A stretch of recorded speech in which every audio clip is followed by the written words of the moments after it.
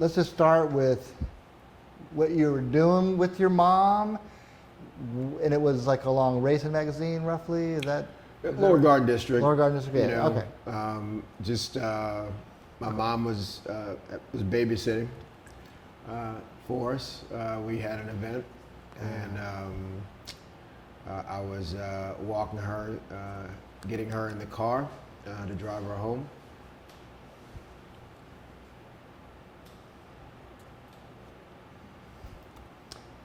And after I got her situated in the car, as I came around, there were two guns waiting, with two men holding guns, two people holding guns, masked, with another person in the driver's side of a vehicle. So there were three altogether, or just? I saw three. Okay.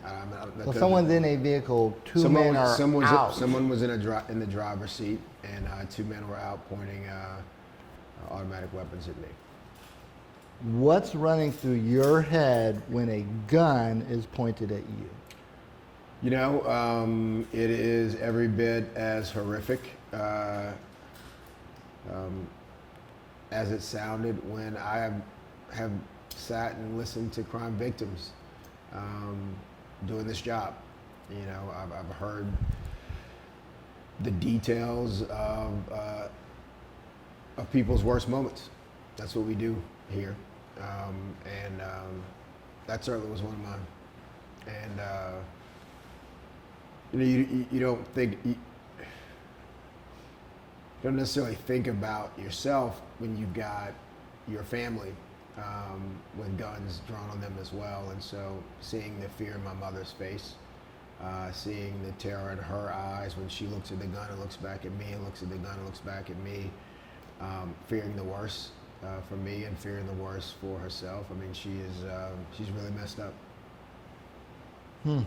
Oh, sorry about that. Really shook up. Just real quick on the positioning everybody. So you're helping your mom into the passenger side of your car? We came around to the driver's side, and as I was getting ready to get into on my side, that's when they.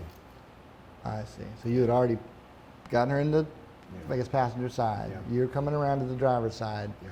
Two guys both on your side with guns? Yeah. And what are the instincts that kick in when your 78-year-old mom is now at risk? So they just kept telling me to give up the car, get out of the car, give up the car, and you know,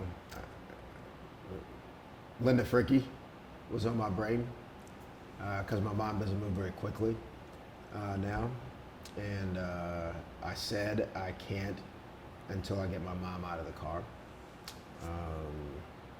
and they kept repeating, give up the car, give up. I said, okay, put my hands up. Two guns.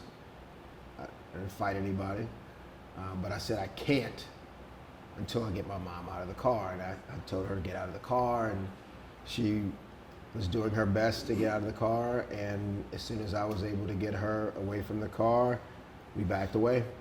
And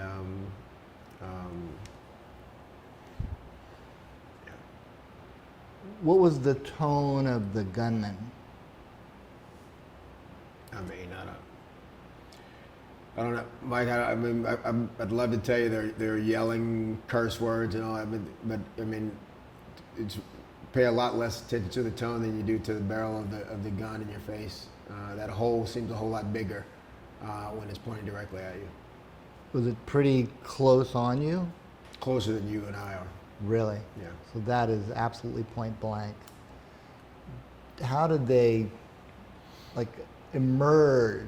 Where did they jump out of? You know, it's as you hear detectives and members of the NOPD describe it, you have to be vigilant. You have to look around. It happens very, very quickly. It's parked on the street. They pulled up. Initially, to me, it seemed like it was a car pulling up to the red light. Next thing I know, it's two folks out of a car. It happens very, very quickly. And we obviously hope your mom, gets over the trauma, but this is trauma. Yeah. How is she dealing with this? She's not well. She's not well. She keeps crying. Look, let me be honest. This is we were blessed for no one to be hurt or worse. This could have ended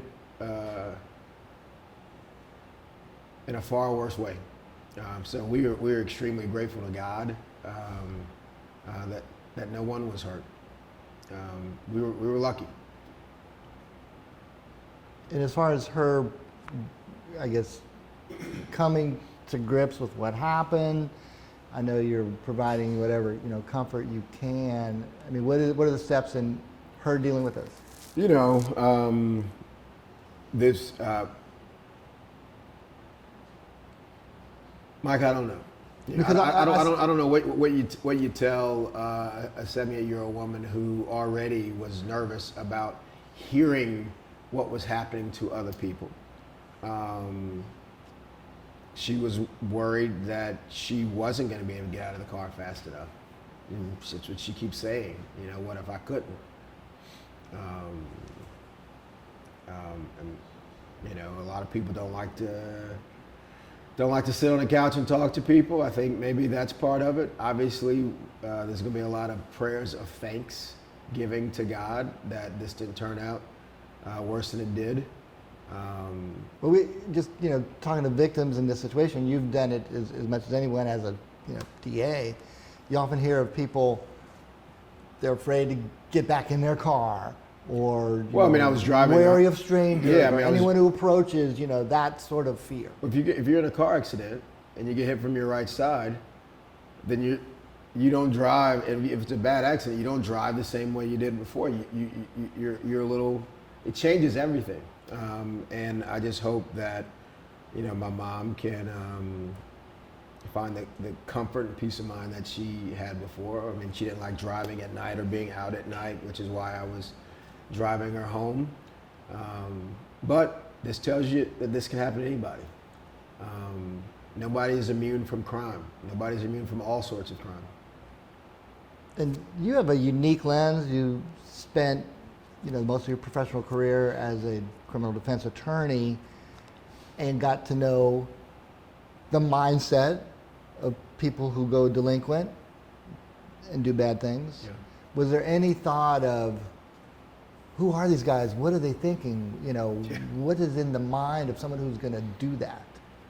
Well, I run into a lot of people during the course of a day, and of course I did look at them and wonder, what's happening in a person's life to put them in that spot. Of course I was scared. A loud noise, the wrong move, me reaching in to help my mom get out of the car. They could have thought I was reaching for a firearm to protect myself.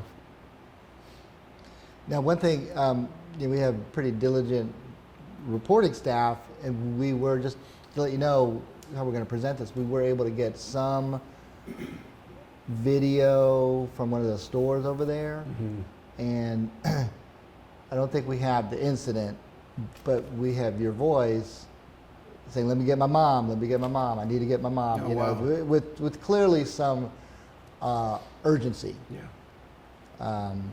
Yeah, I mean, I'll tell you, that's great. I mean, I'm letting the men and women of the NOPD do their job. I'm not micromanaging anything. And, I am very thankful for their hard work last night and their hard work every single night in this city. We've got to think about all those force multipliers out there. The last time you and I sat down, we were talking about this new initiative, OSINT, that we're doing with Bancroft, where we're using open source data, license plate readers, the connectivity between that, crime cameras, Ring doorbell footage, all that stuff. Everything matters. Everything layers on to presenting what happened in court. And so the fact that there's some footage, I'm very glad to hear that. I didn't know that. You always hope that police solve a crime. Police are doing their professional job in this case. There may have been actually there was another carjacking kind of nearby vicinity and MO, maybe descriptions, I don't know if this was part of a spree, but on the more personal level, you must be thinking, I really want them to catch these guys who did that to me and my mom.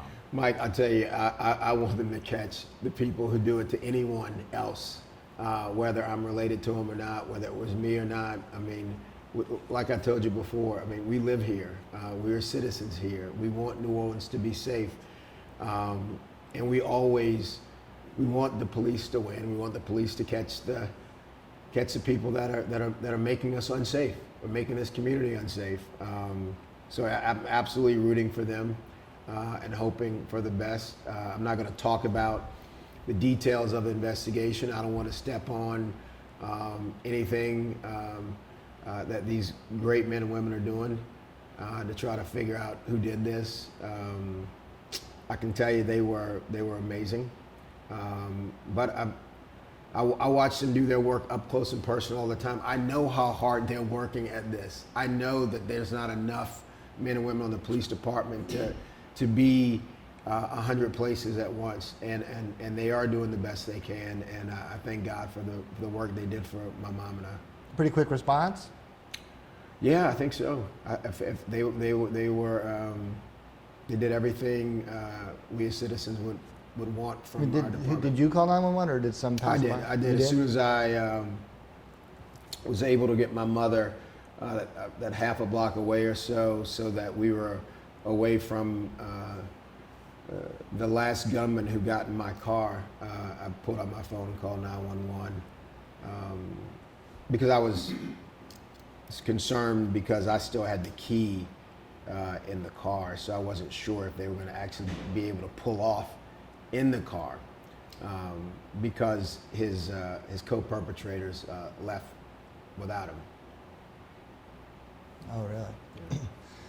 In the car not recovered as of yet? It was recovered. It was recovered. Okay. And recovered uptown. Any damage or things missing? Things were taken. I'm not gonna get into. I don't want to get it over my skis. The police are doing their investigation, and I don't want to do anything to compromise the work they're doing. And given the horror of having a gun in your face, your car's recovered, glad for that, stuff's missing. We often hear victims talk about, just absolutely feeling violated. Like, you're in my stuff and now they have your stuff. Yeah, I mean, that's part of it. I imagine this adrenaline is going to wear off at some point. I don't know when that's going to be, and I'll probably feel that way. But right now, I'm just glad to still be in the land of the living. I'm glad that nobody squeezed a trigger last night. I'm glad my mother was able to get out of that car and that she's okay. Yeah, we're very happy to hear that. And then just to wrap up, I'm really gracious to sit down under these circumstances. Interesting that you bring up the Linda Fricky case, one of the more horrific outcomes of a carjacking, nightmarish. Obviously, things happen in a split second. Anything could happen. These things can go sideways, Miss Fricky was trying to get out of that car. She wasn't trying to hold on to the car. She would have given them the keys if they had asked, but they didn't give her time.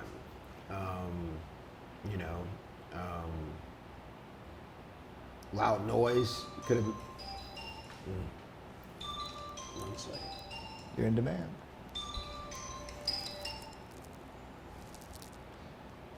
Watch, can I give that to you?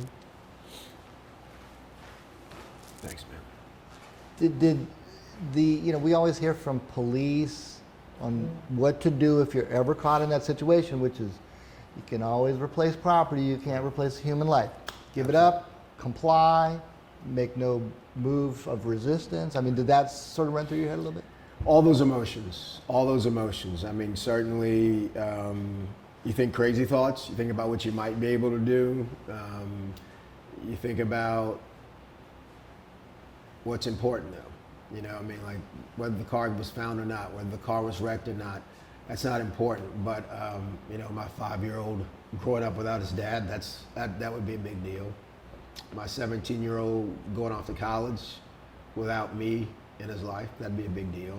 You know, not seeing what my 23-year-old, if all her phenomenal dreams that she's got planned for the next several years, if I did not get to see that, that's what's important. So I guess that overrode the athlete, warrior, fight instinct. I'm like, a 50-year-old man, and you know, and it's not a game, it's not TV. I just wanted my mom to be okay, and I wanted to continue to be able to be a dad.